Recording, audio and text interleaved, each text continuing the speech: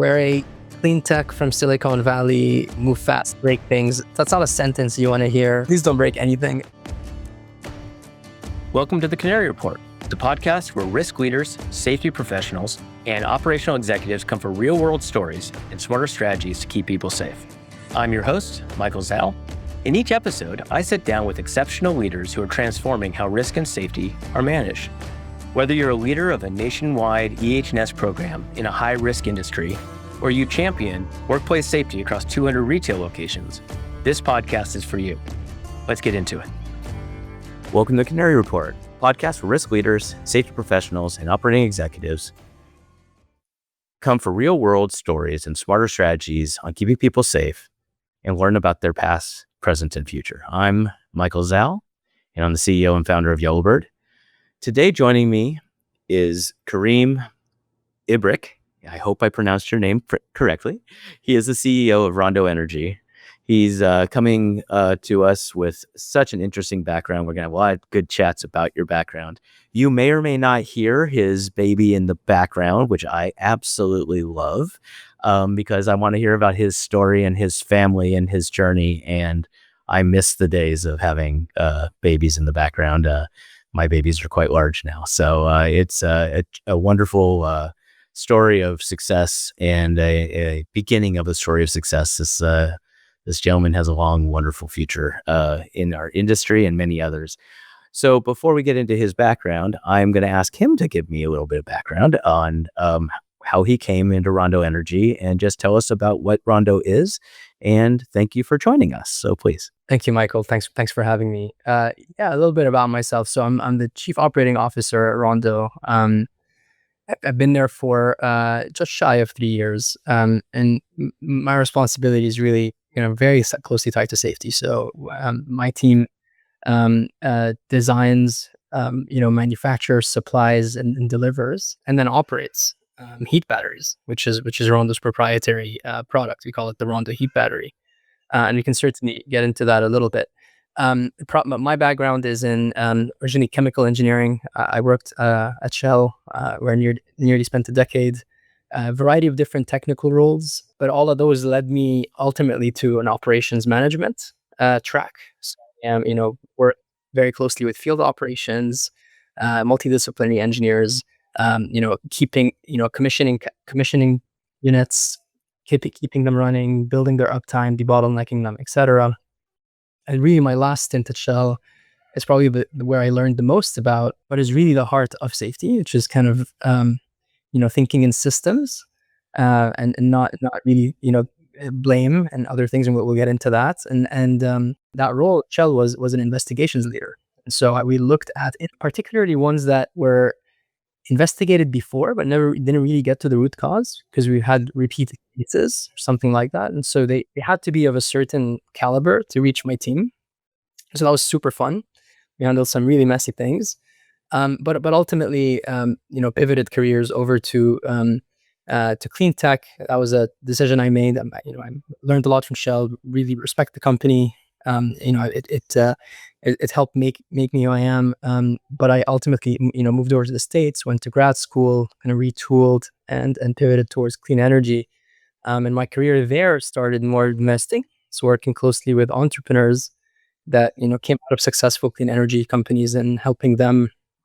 Think about fundraising, companies, investing in companies, etc. We eventually spun out a company, joined that as CTO to help get it going. It was a super fun experience seeing the blank sheet of paper to real world impact, and then ultimately moved to Rondo. And part of the reason for my move to Rondo was really I wanted to be at the cutting edge of hardware, and the things that I was working on with that in investing were kind of lower risk, kind of more creative. Let's take things that are proven, apply them in a different way, etc. And Ron was really pushing the envelope, and so I thought this was an opportunity for me to really learn something and grow as a person.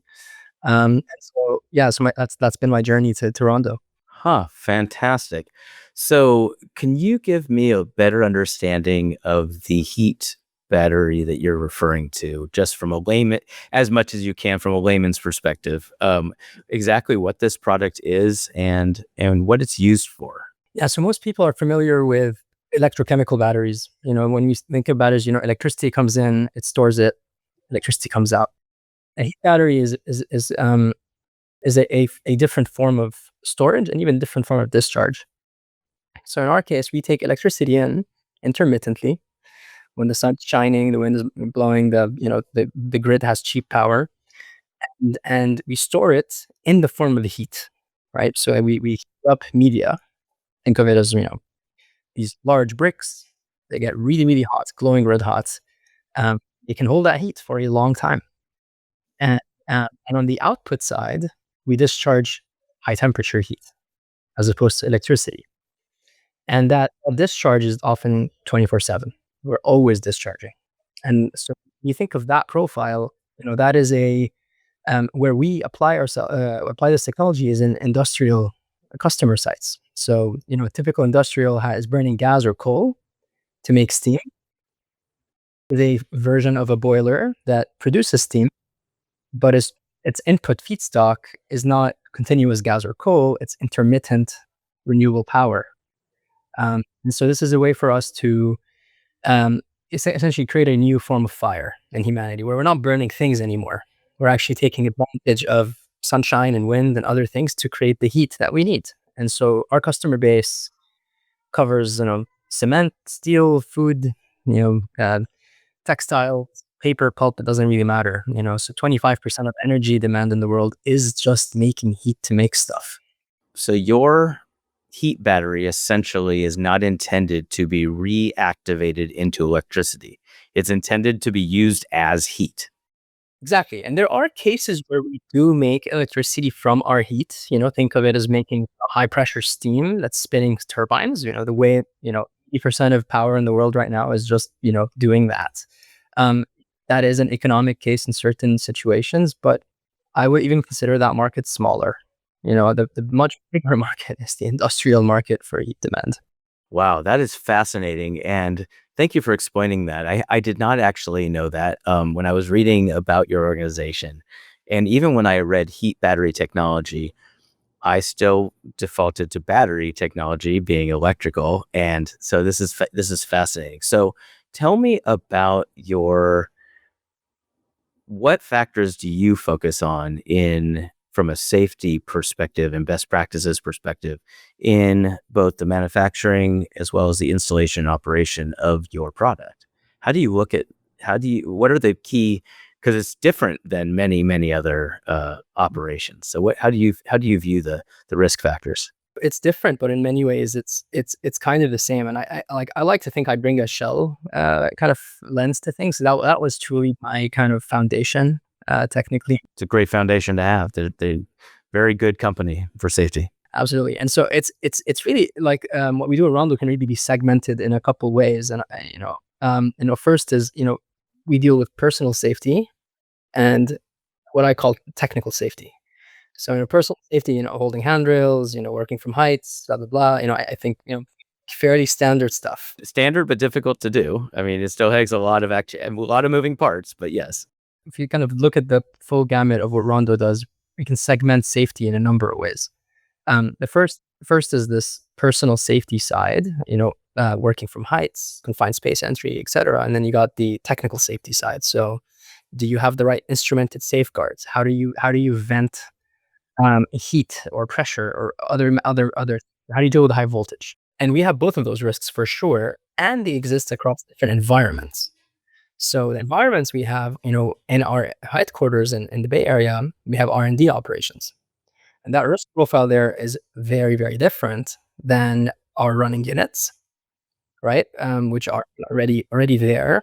They're designed, they've gone through ASOPs, etc. And that's different than units that are in construction or units in commission, right? And then, of course, we have manufacturing, where we have partners doing the work, and we deeply care about their safety record because it's an immediate reflection on us. And so I would say that's the matrix of the safety world that we look at Rondo, and we have our own processes to deal with each of these fields. Let's put it that way. And so we can dive into any one of them. I can give you a little bit more color, but certainly that is the full picture. how we met. So normally I don't, a lot of times that we have these discussions, these are not even existing relationships. They're just people we reach out to and, from different industries. You're actually a customer of ours. And so maybe you can give a little bit of color around how you're using Yellowbird, just so people understand, and just what you saw as interesting in our proposition.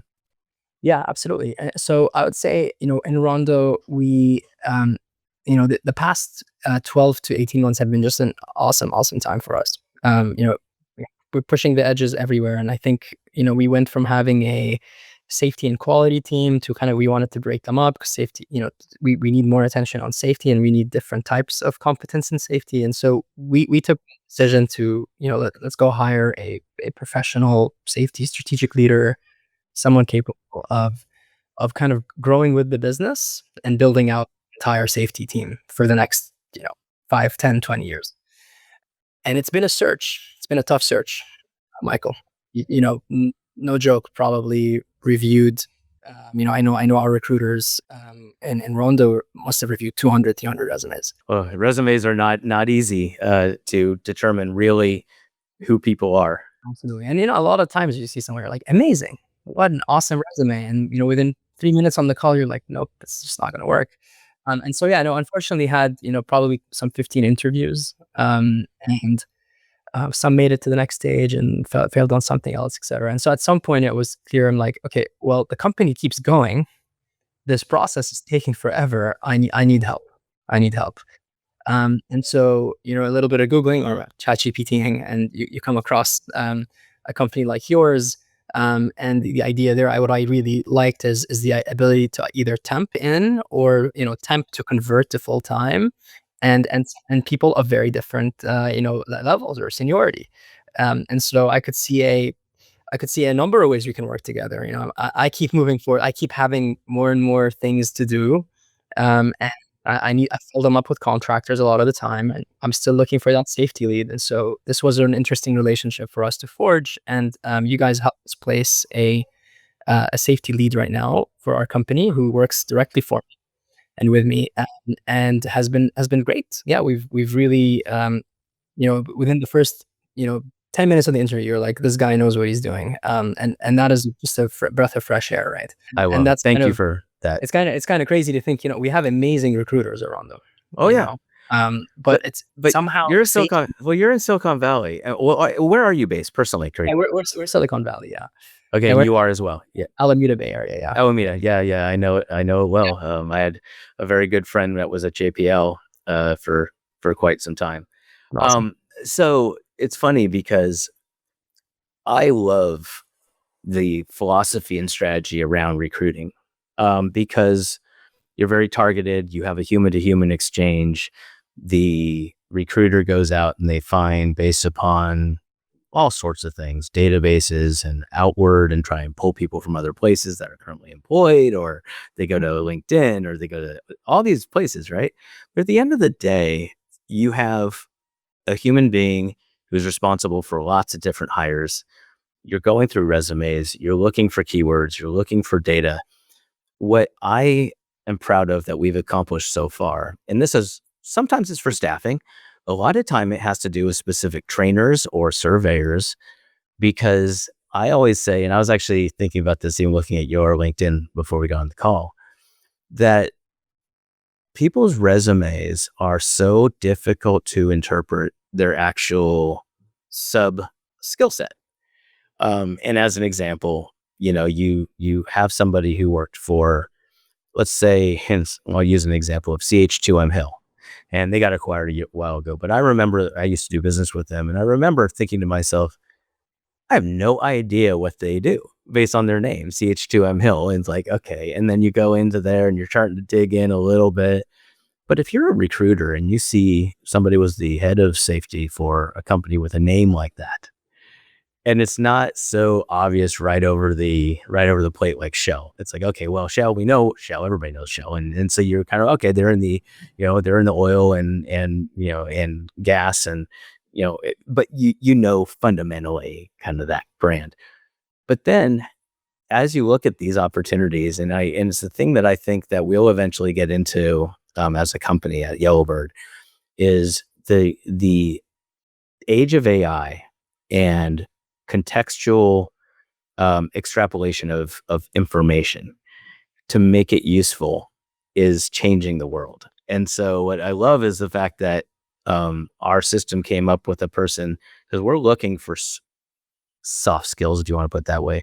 We're actually changing some of our onboarding procedures to add in video pieces and find self-record and also ask some questions about interpretation of certain things. Like we can ask somebody, tell us a little bit about your history working with a high heat or pressure environment. That would be a very good question to ask somebody that's going to come work for your company. And it's the kind of thing you could ask 100 people, and at their time, at their own discretion, they can go through and answer that question and so forth. And so what I really have enjoyed is listening to folks like yourself who try us for one reason, but also from a practical perspective, the best use of the platform from my view is, what is my long-term strategic need that I can solve with a systematic approach, which is what you guys do on the power management side. You are creating or heat management side, a very specific process to have the output of what your clients can use in many, many different ways. But the process that goes from the in, heat, storage, and out is the same. And so I look at it the same way. I find that to be such an interesting, I didn't have any idea we were going to go down this path. Okay, so you've been there for a bit. You're growing. You're having a great year. Tell me about the little squealing voice in the background and your personal life and your personal journey. Where did you grow up? And then you said you came to the United States. So did you not? You were not born here. So tell us about your personal journey. Yeah, I mean, I grew up in the Middle East. I was born in the UAE and lived there till I graduated high school and went to undergrad in Qatar, which is another Middle Eastern country, and some of that time was spent in the U.S. as well. University had a kind of partnership with Texas A&M yeah, in Texas, yeah, and yeah, my work at Shell was actually in Qatar, a bunch of time in Europe as well. So the U.S. was not really it wasn't a big thing for me growing. I didn't necessarily think I'm going to go to the States, but applying to grad school and getting into the Bay Area kind of scene, that was interesting for me because You can I say think Stanford. It's impressive. So yes, going to Stanford is a big deal. So yeah, I think so. The thing for me was like I grew up kind of always been an engineer at heart, and growing up in the Middle East is not. If you wanted to be a good engineer, you're kind of doing energy mostly. You're not, there's not a lot of, types of roles, and you're not necessarily inventing. You're not working with product. You're not taking a lot of risk. It's big corporate balance sheets. It's a different type of environment. And there was something in me that was calling to that, that Bay Area risk taking. And so that's how I became here. And, sure enough, within 6 months of being here, just transform. And it's like you're in a culture, and I understand what risk taking looks like now, and I've come to really enjoy it. And I've come to really look at products, even simple products, and be like, wow, so fascinating. Like, why did they do it this way? It's like it's been a rich experience for me coming to the States for sure. so from the UAE, and I spent a fair amount of time there because being in the satellite communications business, I actually didn't spend a fair amount of time there. My company did a fair amount of work there, and so I'm very familiar international communications and satellite and things to that effect. But I also know it's a very expensive place to live, and especially if you happen to not be in a family that has deep means. And so, did you find that going to San Francisco and the Bay Area after leaving from there, was it on par for cost of living? First like week, I was just taking pictures of different fruits or vegetables and being like, it's literally 9 times more expensive. Like I'm just like, that's in my mind of an avocado, and you're like, oh, what is happening here? Yeah, well, yeah, exactly. It's like I thought I was doing pretty good, but maybe I'm not making enough money. It's amazing. Yeah, no, this place is something else. I don't think there's anywhere like this. I in the agree. world. I agree. I'm from California, and I Yeah. spent a lot of time, a little, and you're much younger than I am, and at a different stage in your life. But I'll tell you, there was back in 1995, the very first internet exchange was called Mhm. PAX, PAIX, which was the Palo Alto Internet Exchange. And I actually was one of the people that would go up there, meet with my customers, and I was doing the internet as peering at the time because the U.S. internet was just the U.S. internet, and so Wow. we do peering exchanges we do agreements between two networks, and I'd be negotiating those as a 19-year-old kid. I had no idea what I was doing, but it worked out well. But when I was up there, I got a really interesting understanding of how different Palo Alto and San Francisco and the Bay Area really is. In so many wonderful ways, but also so many challenging ways of unrealistic, expectations of life. If you're not making, tens of millions of dollars a year, then in stock options and value, then you're not successful. It's like, well, there is a reality to life that's not healthy, and frankly, that's not the definition of success in my life. So, but I will say, from an investor perspective, you mentioned investing a couple of times. The ability to raise capital in the Bay Area on even a marginal idea is so much easier than the ability to raise capital in a place like Phoenix or a place like even Austin or Dallas. There is just this aura of, if you have created a tech company and you are based in Palo Alto, you're going to be successful. And it's unfortunate because the reality is that the probabilities are no greater there than any other. And It might be actually easier outside now. It's just it, cheaper. it You know, may be, it may runway be.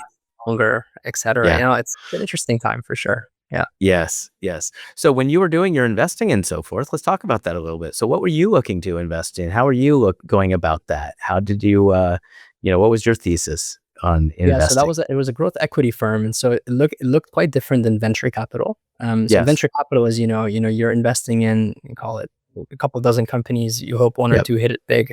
Yep. And Oh you yeah. take you're taking very I've large I've risks. brought in $12 million in venture. I do understand it well. Yeah, and so you're taking these really big swings. And you're betting on people and so on and so forth. Growth equity is a bit different. It's you pick companies that have their technology is matured enough. They have early commercial traction. That was kind of the sweet spot Great. for this company that I was for the investment firm. And the investors of the investment firm, a lot of them wanted to put capital in projects. And so it's like, Yes. yeah, maybe I don't make my money off of this tech company that we're Right. investing for. I get to make money off of the assets that they deploy, and that Yes. kind of gives me a good underwriting base that Sure. I'm buying real things. I'm not just buying Sure. ideas. Yes. And so that was kind of how it was positioned. I can't get into it too much, but That's fine. Of that course. Of course. yeah, there was a very creative, like, assets plus tech, risk Yes. return profile that, was interesting. And That's a good deal. What's also good at de-risking. When yeah, you have, it's one of the challenges. Venture in today's world is starting to act like PE, where, they want sure things, and they want as much data to support proof points. And yeah, venture is not really designed to do that. yeah, You want the 1 in, 2 in 10 to give you the 100x return, except the risk factors are that all of those have to have unknowns. That's part of exactly. the part of the Yeah, game. we were looking at, whole 8, 10 companies. I expect no zeros, right? There's just a range of return that one would want, and so it was a very, very different. But what I liked about that time for me was I came to understand what to aim for as a earlier stage startup. It's like, that's what we need to get to, and that was been really helpful for me. So in my head, I hold that target, and the margin, the revenue certainty, the technology maturity that we need to get to get there. And that's basically the recipe. Where those speak, and it's a very different recipe than a venture firm. And even the way you talk and fundraise, it's going to be different. It's kind of funny you should say that because, and we'll get back onto the safety podcast, and But I think actually our listeners will find this to be an interesting discussion because a lot of people don't, especially in safety, don't have exposure to what what early venture looks like, and even when you're doing hardware versus software, and you're doing these different things. But I will say that I think the number one piece of similarity, whether it be in venture capital, whether it be growth equity, whether it be private equity, which basically are the three stages of capitalization from outside sources, and other than just banks and so forth. But when you look at it, they all have their gates that they have to achieve to get to the next X, whatever it is. In venture, it's, can I get to this gate before I run out of money? Because you're only raising enough to get to that gate. Because then when you hit that gate, you're actually more valuable. So if you want to become a $100 million valued company, you can't raise at 100 value when you have zero revenue. You raise at 10 million or 5 million or 3 million. And then you hit this gate, but it means that you are also burning while you're doing it. And it's interesting because I think I would say that I think any business person should have exposure to this journey on the capital side at some point in their career, because it's such a better way to get your mindset around impact. Am I doing something that's going to positively impact the business and the world? And it's kind of funny because looking at us in this conversation today, impact can vary significantly. I look at safety as having the universal biggest impact on an organization that is seen as a pencil whip or a checkbox in many companies. But if you do it poorly, it literally will shut you down. It will end you. It will end you as an individual, as your role, or the company in total, depending upon how egregious it is. But most importantly, reputation's everything. And so, do you want to be known as a company that actually truly lives the values of taking care of their employees? So what does your next chapter in Rondo look like? So you're hiring this person, you're on a growth trajectory. Where are your facilities and distribution and things to that effect? Like, how are you, what is your coverage? I'll try to keep it at a pre-NDA level and a bunch that's not yet public. Where we are, we're pretty distributed. A lot of our work is in California right now, but we do have a big presence in Southeast Asia. And so our manufacturing partner there, we have an announced project there, so that's public. And then we have a number of projects in Europe that are public as well. Are taking and a smattering of other North American sites in progress, which are also public. If someone wants to search now, that's what's in the public. So we are fairly spread out.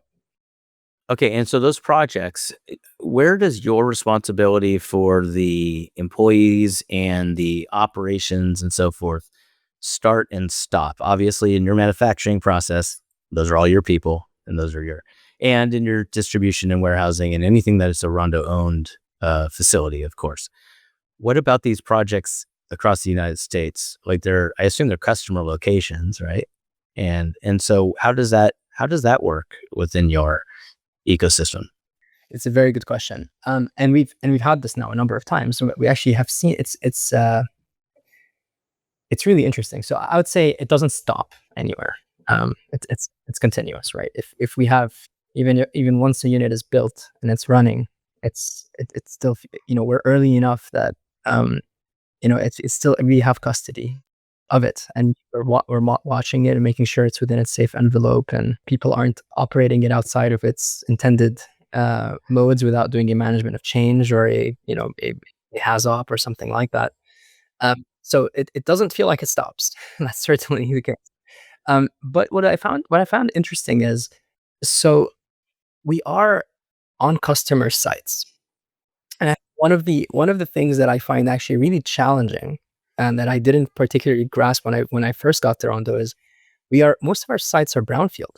They're existing operational sites. So you're walking by energized lines, whether that's power or pressure or toxic gases or what have you, and you're building around that. And that it compounds the risk significantly. There's and there's SIMOps around, sometimes operations happening, et cetera. So they got their own outages, turnarounds, shut down startups, and so we become enmeshed very quickly into the site operation.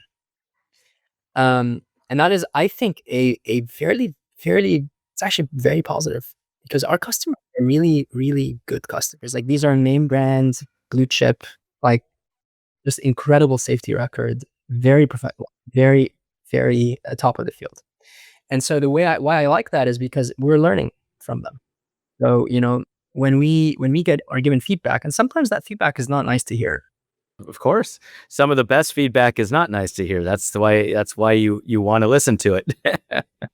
We very quickly bring it in and we change our own processes, our own approach, or it's like you're holding up a mirror to us, right? So it's been a very rapid journey in safety because of these different customers, and they're different, and they're, some of them are very good in certain things, some of them we're better at. And so essentially the site is the maximum safety standard of either customer at all times, right? Sorry, either the customer or us at all times. And sometimes we're pulling and sometimes they're pulling. Interesting. So from a practical perspective, I imagine the safety processes on at location with the technology that you've manufactured and produced and created has a different process and procedure. So how do you train both the people on site as well as the subcontractors and other people around the best practices for operating and what to do if scenarios on safety? Do you have like a formalized training program that all of your customers go through, and who executes that? Who delivers that?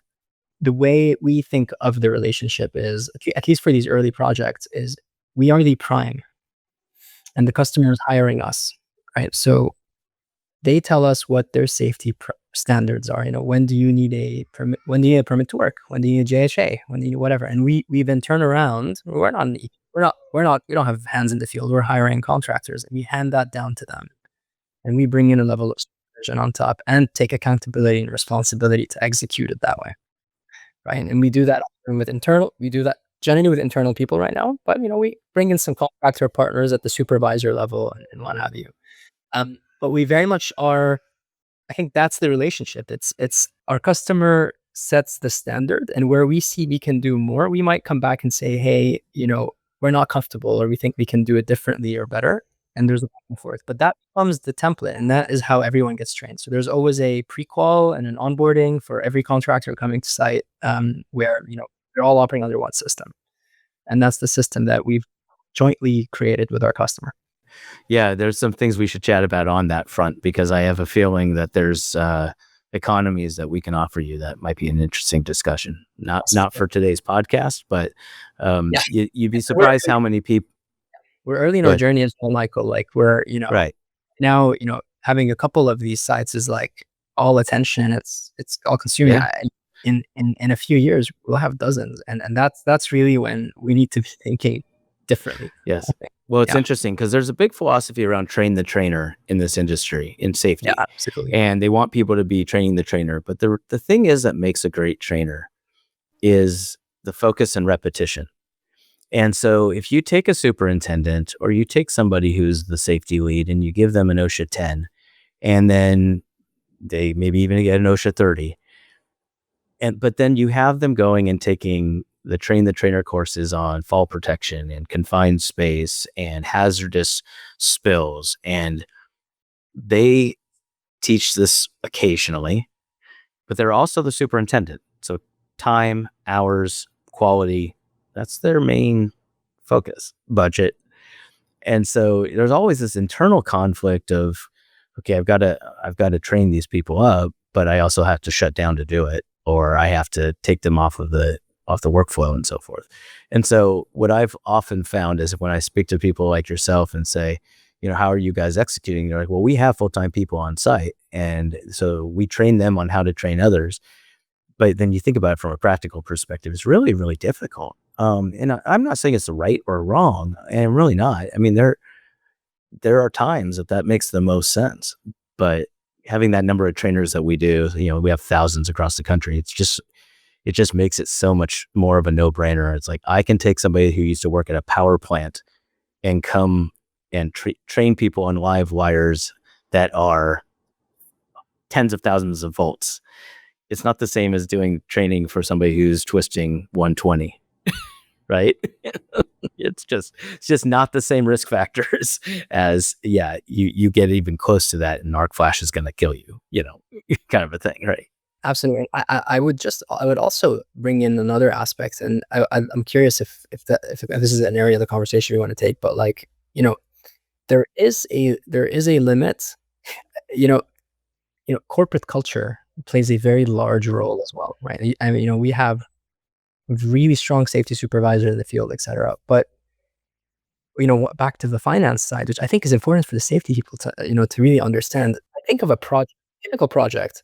Safety is seen as, safety could be seen, if done poor, if there's if it's not set up correctly, it could be seen as, hey, you're slowing us down. Okay. So let's take a classical project. It's economics. Say, okay, it's going to be late by a month because of safety guy, right? Is that the end of the world for a project? It's probably not. It's not great. You have commitments to be online by a certain date. There's some damages for being late, etc. When you're dealing it with a startup, and these first units are huge de-risking moments for the company, and investors and board members and commercial future customers, everyone's looking at this. How do you put safety first? I'm glad you asked this. This is such an important question, because I have always said, no matter your budget, big or small, the zeros don't change the philosophy around how safety is viewed. And, I've always said that somebody who is very diligent, who sees practices that are unsafe and highlights them and puts a procedure and plan, whether you're a safety person or not, say, look, I'm seeing a power source and water, and they're right next to each other, and I know that is dangerous, and they figure out a way to highlight it in a way that doesn't make anybody look bad, but this diligence around the details. I personally believe that the quality improves with the safety culture improving. And if you are on site on these first projects, whomever they are, whether it's you or anybody else, and you're working with these big, great companies, and you say to them, we have a safety professional come out once a week to make sure everything is being done to the standards that we keep, you're not acting like a startup. You're acting like a peer, which means that they want to do more business with you. So it's almost a marketing strategy as much as anything else, because the number one risk for these big companies of working with a young company is what happens if they go out of business, or what happens if I'm relying on them for my XYZ, and they have to be around. So are they financially stable? Is there anything that I should be concerned with? I'm choosing this over the old way of doing things. But then there's the other piece of the equation, which is, what is the risk? And this is an investor 101 story of, what are the risks that I don't see? What are the underlying risks that I don't see? And candidly, you're dealing in a really, really, really dangerous environment. It's part of the business we've chosen to go into. And it's like showing that that, and that you've taken actions both for investors as well as for the customer, is probably going to help you accelerate faster. And so that's what I've always said. It's like, or consciously making the decision that we won't, but we know that, and nobody's going to do this, by the way, and I'm not saying you would do this, but understanding the factors of, if something really bad goes on, we're in trouble, but the likelihood is relatively low because we have a good program. And what can we do to test that program occasionally to make sure that's still true? So that's what people often use us for, is they'll do surveys, they'll do pop-ins. It's like, hey, can you do a walkthrough or a survey once a week?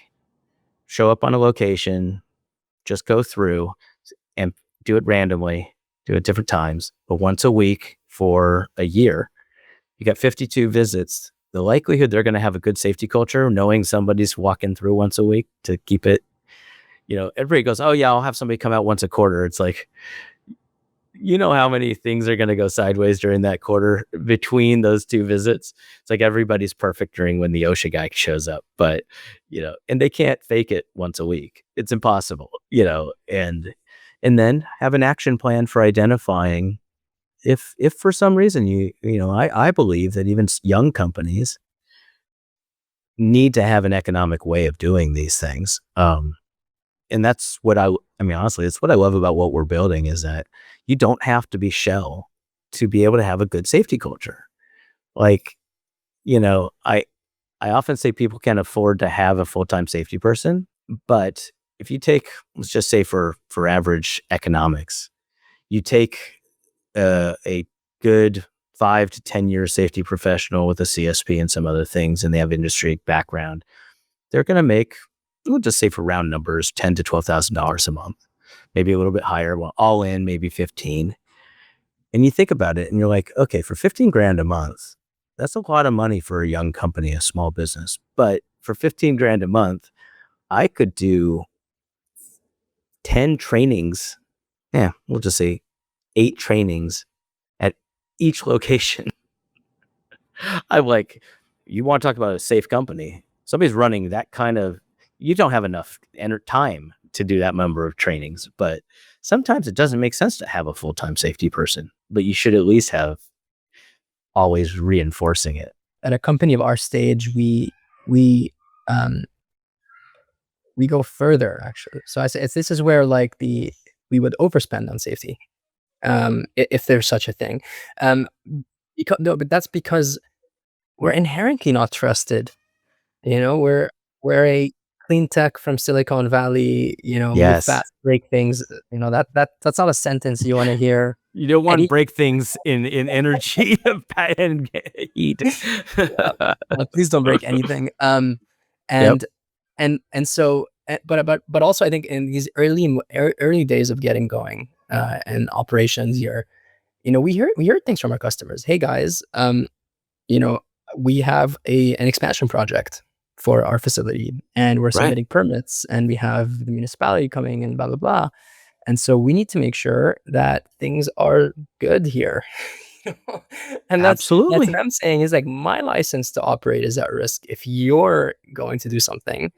Yes. And then secondly, every one of our potential customers talks about safety with us. It's actually a part of our conversation, and Good. it will just take one incident, and our license to operate goes away. And so where do you value, like for a company of our stage, of our type, this venture backed, no one trusts you, you're navigating these worlds. I think actually the premium on safety is very high. And it's not once a week, it's every day and on site all the time.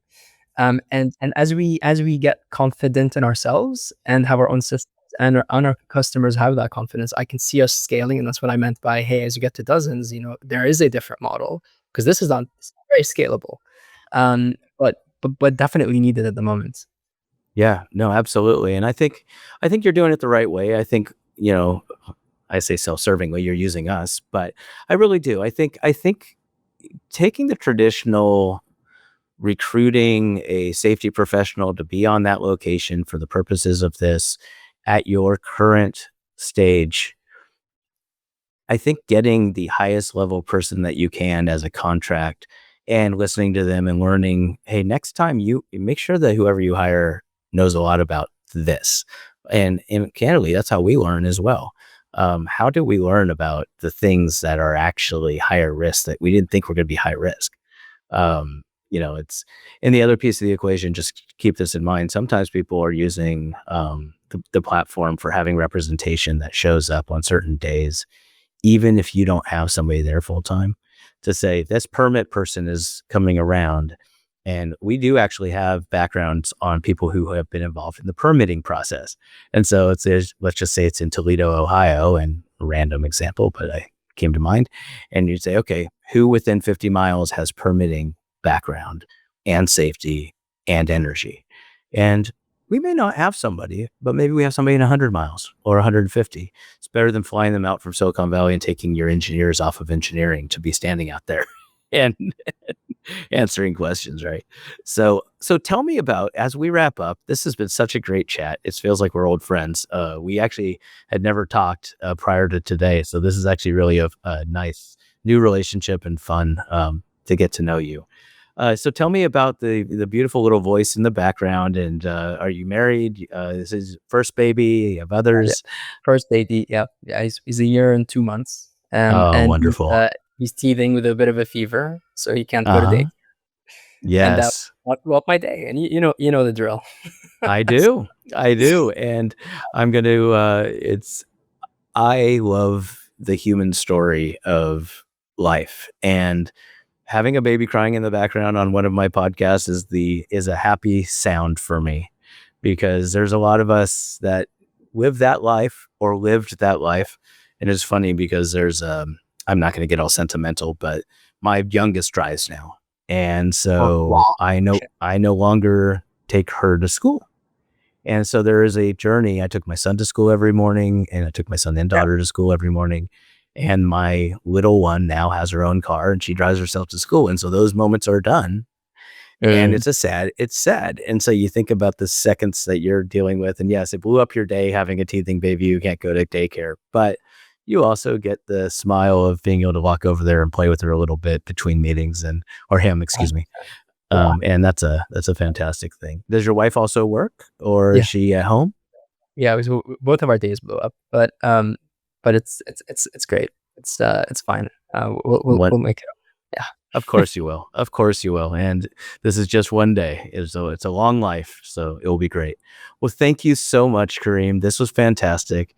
If we can ever be helpful in any way, or if you have any recommendations for other people that you think I should speak with on the podcast, or whatever you would like, I'm delighted to do that. It's been an honor to speak with you. I like that we covered so many different subjects that I don't often cover on this. So I hope our listeners enjoy it. And I thank you again. Yeah, thank you very much. It's good to be working together. That's it for today's episode of the Canary Report. If this conversation helped you reframe how you think about risk and safety, please do me a favor. Hit subscribe, leave a review, and share it with somebody who needs to hear it. We're building a new category of safety and risk leadership, one that's faster and smarter. Leaders who aren't just empowered by tech, but whose wisdom is accelerated by it. To learn more about how Yellowbird's cutting-edge platform is empowering leaders to solve workplace safety and risk challenges faster, smarter, and at scale, visit goyellowbird.com. Don't forget to subscribe to our Spotify, Apple Podcasts, and Yellowbird pages to stay up to date. Until next time, lead with clarity, know first, and act fast.